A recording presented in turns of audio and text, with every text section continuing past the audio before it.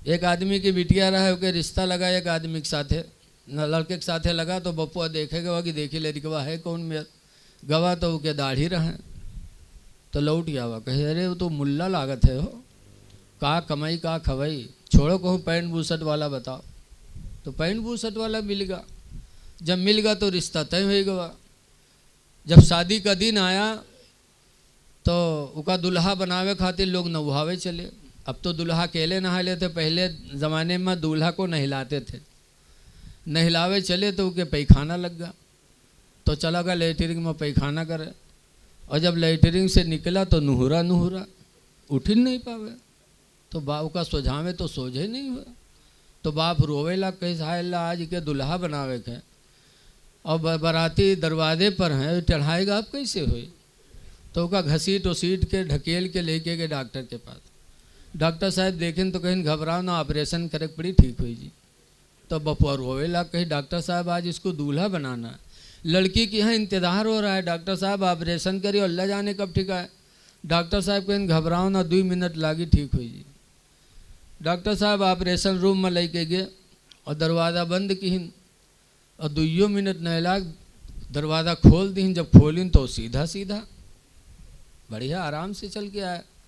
तो सबका बड़ा ताज्जुब कि 2 मिनट नहीं लाग ऑपरेशन होगा ठीक होगा। तो डॉक्टर साहब से पूछे लगे, डॉक्टर साहब कौन बीमारी रहा है, 2 मिनट नहीं लाग ऑपरेशनों कह दियो ठीक होगा। तो डॉक्टर साहब कहें कोई बीमारी नहीं, पैंट के बटन बूसट में लगा ली रहा है। पैंट के बटन बताओ, पैंट के हुक यहाँ लगा ली, तो बताओ उठ पे आदमी है ऐसे ऐसे चोंगा परे हैं, पहली है पैंट चाहे आवे चाहे ना हो कि कहाँ बटन कहाँ लगाए ली, तो बताओ है? अरे यार ये कोई तरक्की का लिबास है यार है? लिबास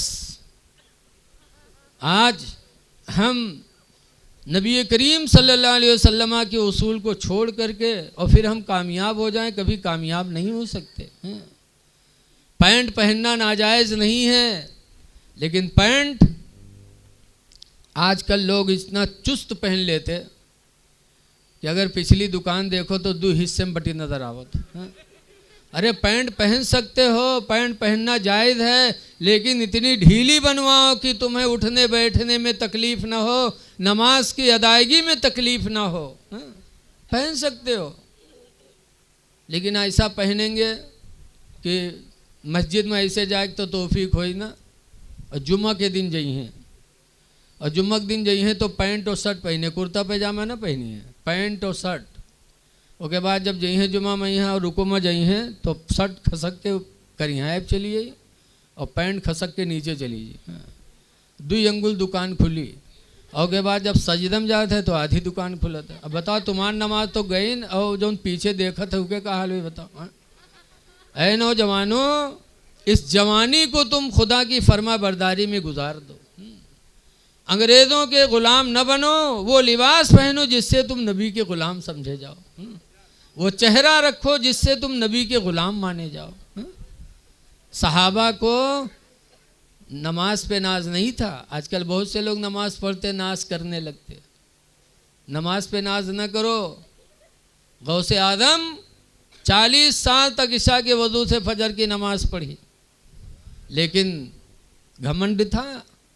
लिखा है कि हज़रत शेख सादी शिराज़ी रहमतुल्लाह अलैह हज करने गए थे और हरम में सो रहे थे। रात का वक्त था कि एक दर्द भरी रोने की आवाज़ हरम में गूंजी।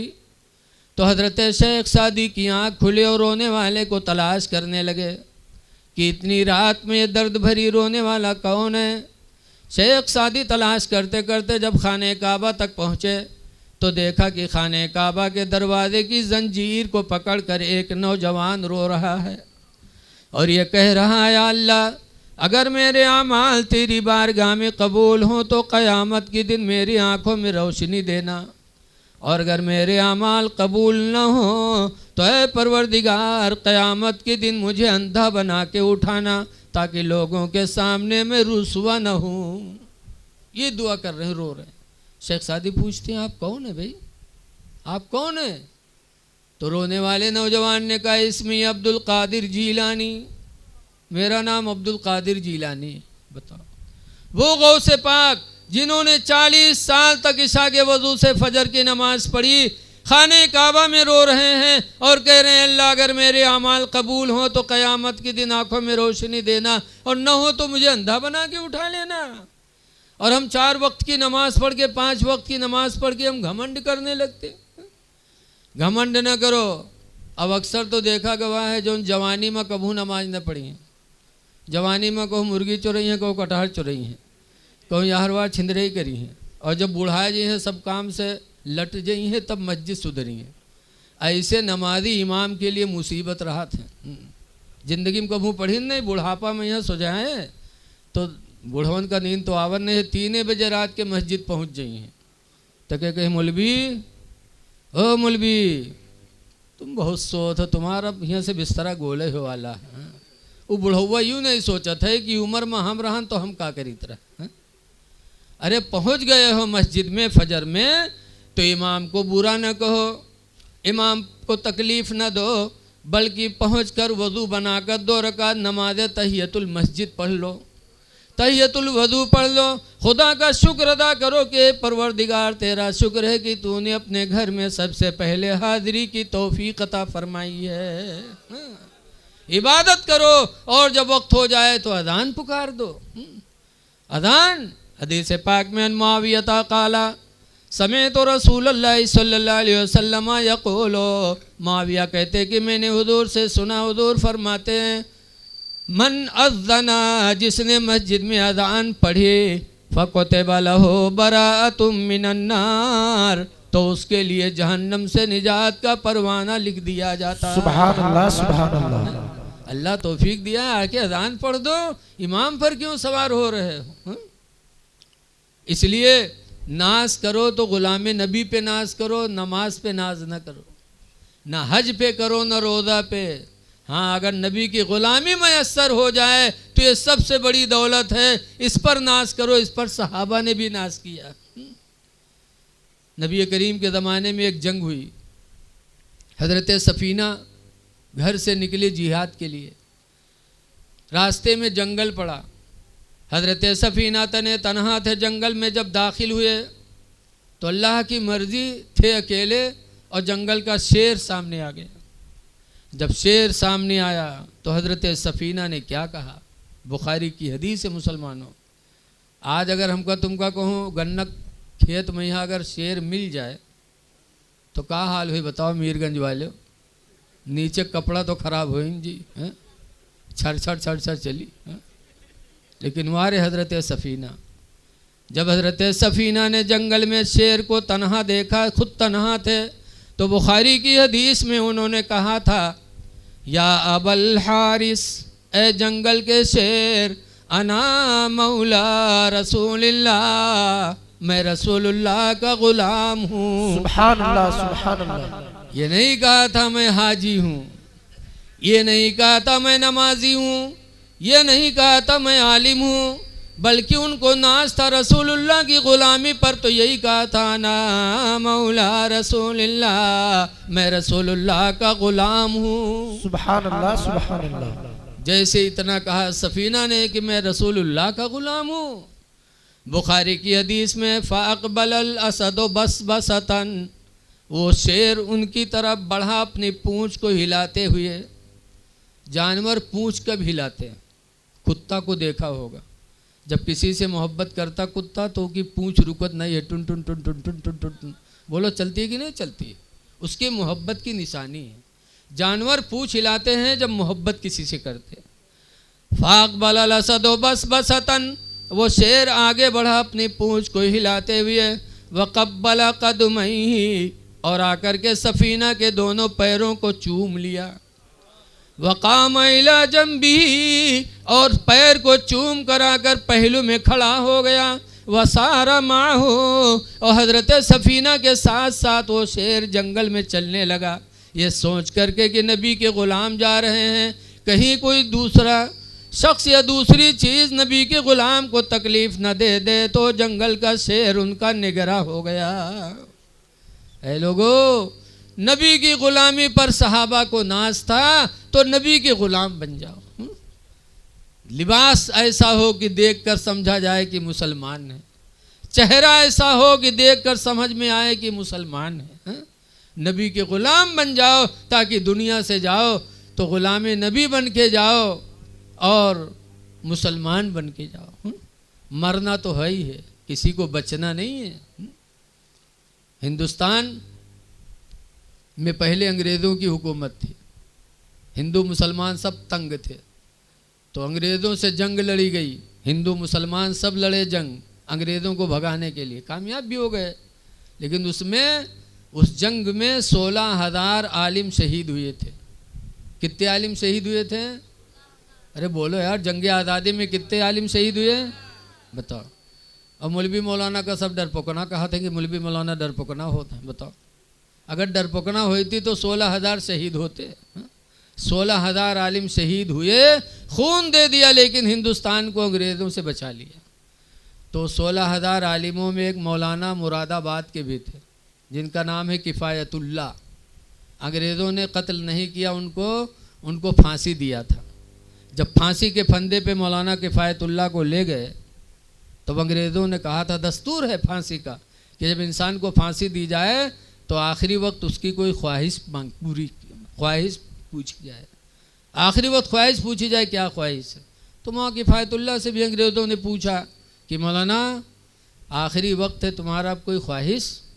तो मौलाना ने कहा था हाँ एक ख्वाहिश है। क्या कहा था? मीरगंज के मुसलमान हो तो कहा था हाँ मेरे मेहरबूब बला लो आखिरी बारी देख ली तनी।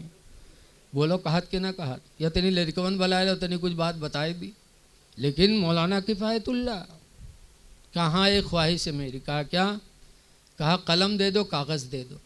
जब कलम और कागज़ दिया तब मौलाना किफ़ायतुल्लाह ने उस पर लिखा था चलते चलते, जिसका मफ़हूम ये था कि अंग्रेज़ों तुम मुझे फांसी दे रहे हो ये सोच कर कि इसको हम फांसी दे देंगे और तुम हमेशा रहोगे दुनिया में, तुम्हें भी मरना है, हम मरने जा रहे हैं तुम्हें भी मरना है। लिखा था, क्या लिखा था कि कोई गुल बाकी रहेगा ना चमन रह जाएगा।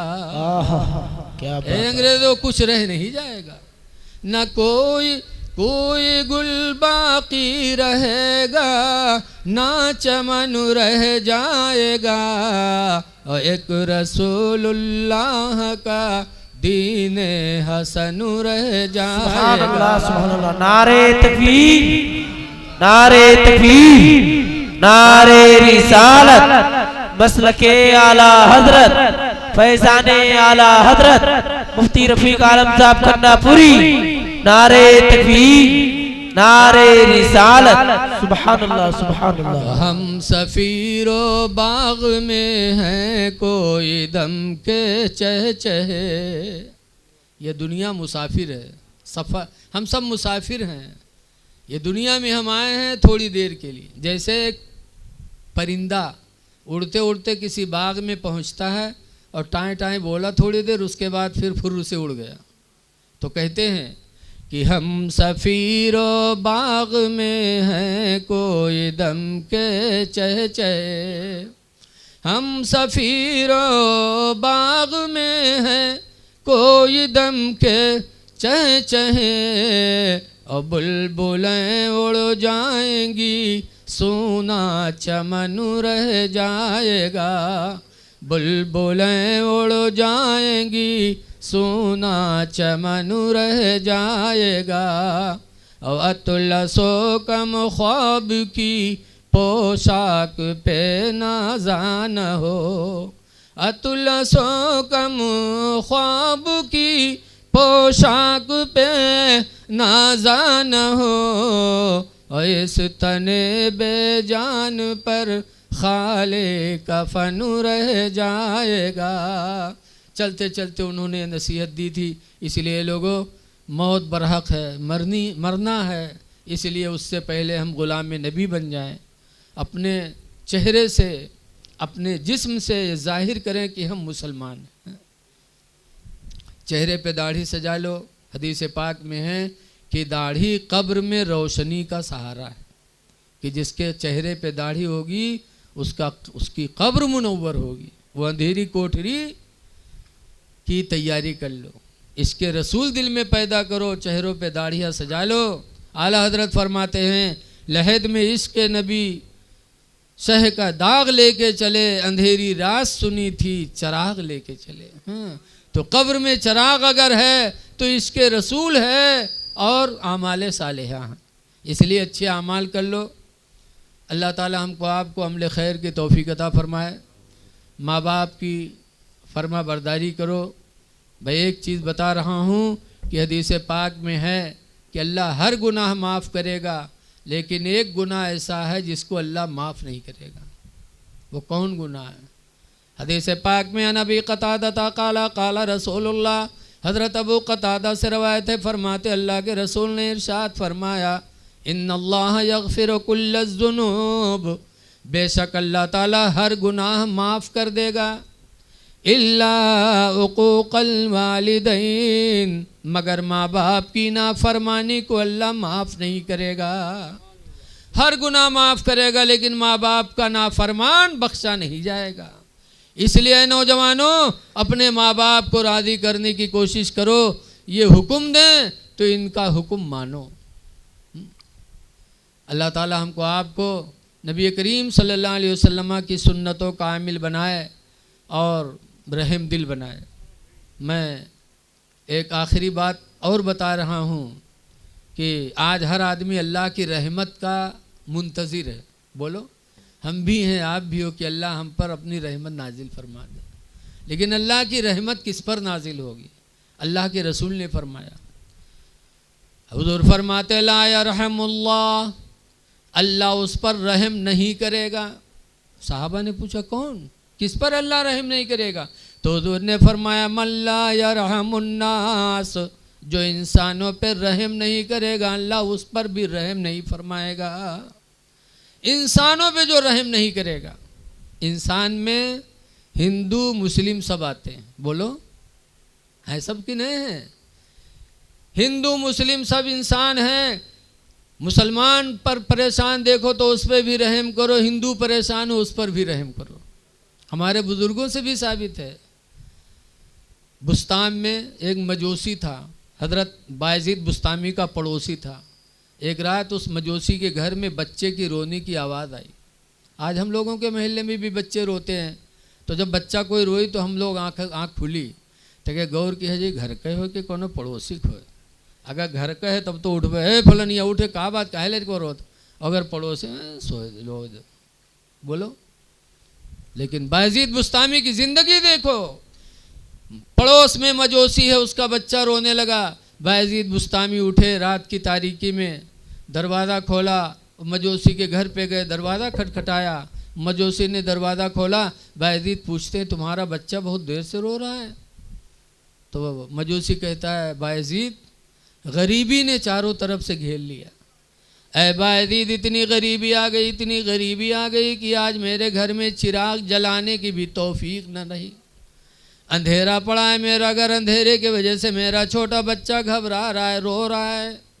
बायज़ीद बुस्तामी ने सुना तो अपने घर में गए और अपने घर का चिराग ला करके उस मजूसी के घर में रोशन किया।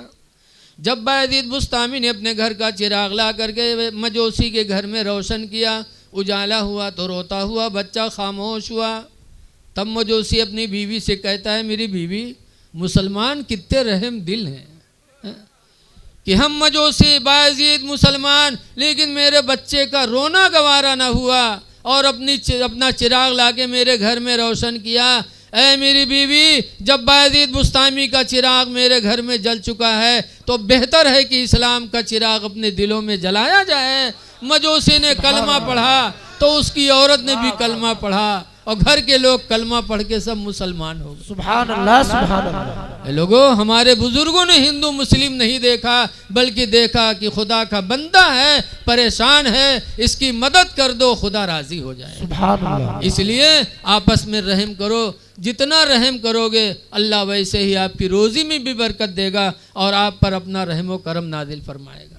इसलिए रहम करो, भाइयों पर भी, पड़ोसियों पर भी, और ख़ास तौर से आजकल लोग तिलाक का मसला बहुत आ रहा है, जगह जगह तिलाक का मसला। बीवियों पर भी रहम करो, इसलिए कि अक्सर औरतें पढ़ी लिखी होती नहीं, शौहर का मर्तबा जानती नहीं। इसलिए अगर कोई औरत बदतमीज़ी कर रही है तो उसको समझाओ और सब्र करो, मारने पीटने की ज़रूरत नहीं, ना तलाक देने की ज़रूरत। एक पीर साहब थे हज़रत सुल्तान, एक पीर साहब थे खुरासान के, सैयद अबुल हसन, सैयद अबुल हसन पीर थे, खुरासान खिरकान के रहने वाले थे। उनके मुरीद एक दफ़ा सोची नहीं यार बहुत दिन हुआ पीर साहब से मुलाकात नहीं है, तो चलो पीर साहब से मुलाकात की। 10-12 मुरीद बेचारे चले खिरकान, चलते चलते चलते चलते, पैदल का ज़माना था। खिरकान पहुँचे और हज़रत के दरवाज़े पहुँचे तो दरवाज़ा खटखटाया।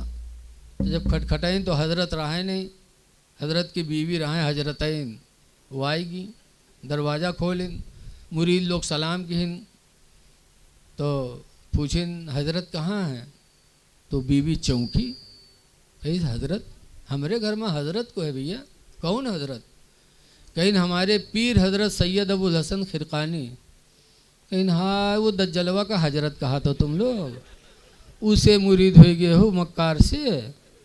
आप मुरीद लोग खड़खड़ाने, कहीं हाय अल्लाह हमार पीर हैं, बीवी दज्जाल मक्कार बताओ थे। तो मुरीद लोग पूछिन कहाँ गए हैं, कहाँ हैं, कहीं जंगल गवा है, अब आवत हुई। लोग खड़े बात ही कर रहे थे, इतने में देखा कि हज़रत अबुल हसन खिरकानी जंगल के शेर पर बैठे हैं और लकड़ियों का बोझ आगे रखे हैं और घर की तरफ आ रहे हैं, शेर पर बैठे।